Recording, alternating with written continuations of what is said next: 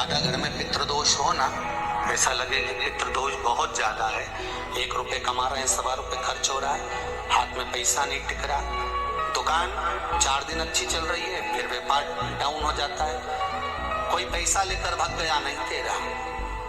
कहीं कर्जा मात्रा बढ़ गई है, ये पितृदोष के लक्षण है। इसमें आपके घर में जो भी रुद्राक्ष पड़ा हो, जो भी रुद्राक्ष रखा हो,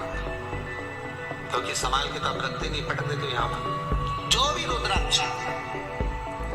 आपके घर में रखा हुआ, एक पानी के पात्र में उस रुद्राक्ष को डाल दीजिए, उसमें 1 चावल का दाना डाल दीजिए। महाराज, परिंदा जहां होता है, मटका, हंडा या रसोई घर में आपका जो पानी भरने का स्थान होता है, जिसको आरो क्या क्या लगा के रखते हो, उसी के कहीं पास में उस कलश को रख दीजिए, ऊपर से उसको ढक दीजिए। शाम के समय, सुबह रखा 10 बजे से 12 बजे के बीच में, शाम के समय प्रदोष काल में भगवान शंकर का नाम स्मरण कर कर, ओम नमः शिवाय बोलकर, श्री शिवाय नमस्तुभ्यम बोलकर, या महामृत्युंजय मंत्र का स्मरण कर कर, या गायत्री मंत्र का स्मरण कर कर, जो मंत्र आपकी बुद्धि में, विवेक में समाहित हो, उस मंत्र का नाम लेकर राम कृष्ण हरि जो बोल सकते हो, एक घी का दिया अवश्य प्रज्वलित कर, लंबी बाती का, कौन सी बाती का, फूल बत्ती का नहीं, गोल बत्ती का नहीं, लंबी बाती का, बत्ती का मुख दक्षिण की ओर, कहां पर होना चाहिए, दक्षिण, ना पूरब, ना पश्चिम, ना उत्तर, बत्ती का मुख कहां हो, दक्षिण। जैसे श्राद्ध पक्ष में ब्राह्मण को जब भोजन कराते हैं तो ब्राह्मण का मुख श्राद्ध पक्ष के भोजन कराते समय अगर पूरब, पश्चिम और उत्तर का होता है तो श्राद्ध के भोजन का फल नहीं मिलता, उसका मुख दक्षिण का होता है तो हमारे घर के जितने भी पितर उस तिथि में गए होते हैं सबको उसका भाग मिल जाता है और पितृदोष समाप्त हो जाता है। इसलिए ब्राह्मण का मुख श्राद्ध पक्ष में भोजन कराते समय दक्षिण का होना चाहिए।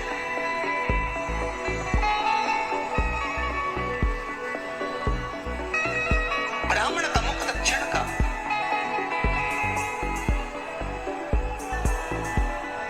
यहां तक शास्त्र कहता है, महाराज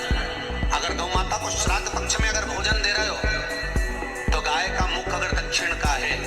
गाय का, आपका मुख भले उत्तर का हो, गाय का मुख दक्षिण का हो, आपका मुख भले पूर्व पश्चिम नहीं का, गाय का मुख अगर दक्षिण में, अगर आपने दक्षिण में गाय को खड़ी कर रखा है और दक्षिण में उसका मुख और आप भोजन दे रहे हो तो शास्त्र कहता है कि किसी पिंड की जरूरत नहीं पड़ती, गाय स्वतः कल्याण कर देती है, गौ माता स्वतः कल्याण। दक्षिण मुखी हो तो दिए की जो बाती का मुख कहां होना चाहिए, दक्षिण का। और दक्षिण का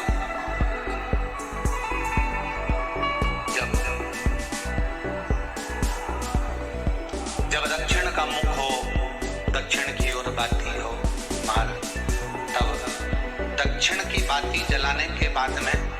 भगवान से वहीं पर प्रार्थना करें। जो कलश रखा है उसके ऊपर जो प्लेट रखी है, ढका गया है, वहां अपना सीधा हाथ रखें और अपने पूर्वजों का, अपने पितरों का स्मरण करें कि मेरे धन को लेकर कोई चले गया, मेरा व्यापार ऐसा चल रहा है, मेरा घर में बच्चों का विवाह नहीं हो रहा है, या घर में इतनी अशांति है या तकलीफ है, या घर में इतनी अशांति है या तकलीफ है या कष्ट है, ये सब का स्मरण कर कर उस कलश को रात्रि भर रखे रहने दें। सुबह स्नान आदि करने के बाद फिर एक घी का दिया दक्षिण की ओर लगाकर सुबह 10 बजे से 12 बजे के बीच में उस जल को शिव जी को समर्पित कर कर जाएं और वो रुद्राक्ष लेकर वापिस जाएं। महाराज वापिस जाएं, उस रुद्राक्ष को अपने घर में रख दीजिए। वर्ष भर वो रुद्राक्ष आपको कभी बीमारी से नहीं घिरने देगा, कभी किसी जगह गड्ढे में नहीं जाने देगा, वो उन्नति की ओर ही बढ़ाएगा। भले कोई भी रुद्राक्ष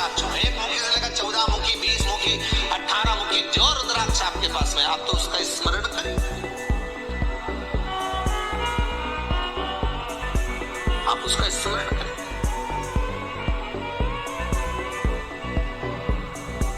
रुद्राक्ष का जल शिव को समर्पित करें। पितरों के जितने भी द्वार हैं, पितरों के जितने भी दरवाजे हैं, पितृलोक में जितने भी पितृ विराजमान होते हैं महाराज, ये सब शंकर के ऊपर चढ़े हुए जल का भाग ग्रहण करते हैं। शिव के ऊपर चढ़ा 33 कोटि देवताओं में से कोई एक देवता ऐसा बता दो जिसको काली तिल्ली चढ़ती हो, काली मिर्च चढ़ती हो, सारे वृक्षों की पत्तियां चढ़ती हो, सब तरह के पुष्प चढ़ते हो, दुर्वा भी चढ़ती हो, बेलपत्र भी चढ़ता हो, आग का पुष्प भी चढ़ता हो, धतूरा भी चढ़ता हो, जिसको भांग आदि भी चढ़ती हो, तुलसी की मंजरी भी चढ़ती हो। तुलसी की मंजरी भी शंकर को चढ़ती, तुलसी का दल नहीं, मंजरी वो भी चढ़ती।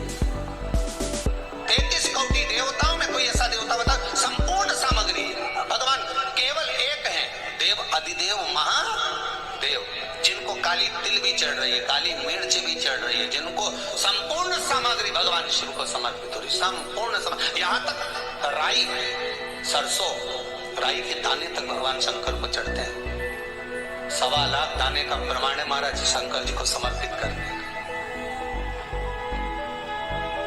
सरसों चढ़ती, राई चढ़ती, पुष्प, बेलपत्र, दुर्वा, जगह जगह के पुष्प शिव को समर्पित होते हैं।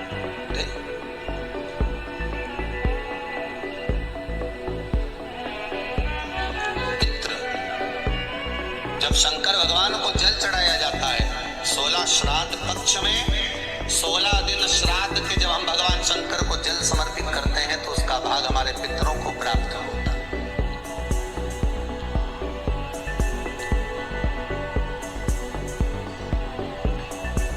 केवल 16 श्राद्ध के दिन ही ऐसे होते हैं जिसमें शंकर भगवान को जल में दूध मिलाकर चढ़ाने की जगह दूध भले 1 चम्मच चढ़ा रहे हो पर अलग से चढ़ाओ, कच्चा दूध अलग से चढ़ाओ, उसके बाद भले तुम जल चढ़ा दो, पर लोटे में जल में दूध मिलाकर 16 दिन श्राद्ध पक्ष में नहीं ले जाना। भले 1 चम्मच दूध लेकर जाओ, 1 कटोरी दूध लेकर जाओ, पर कच्चा दूध अलग से लेकर शंकर भगवान को अलग से चढ़ाओ, क्योंकि 16 दिन श्राद्ध पक्ष के जब भगवान शंकर को दूध और जल चढ़ाया जाता है वो हमारे पितरों के खाते में चला जाता है, हमारे पितरों को उसका भाग मिलता है। इसलिए शंकर भगवान को कच्चा दूध भी चढ़ाओ तो पानी में मिलाकर नहीं, एक अलग से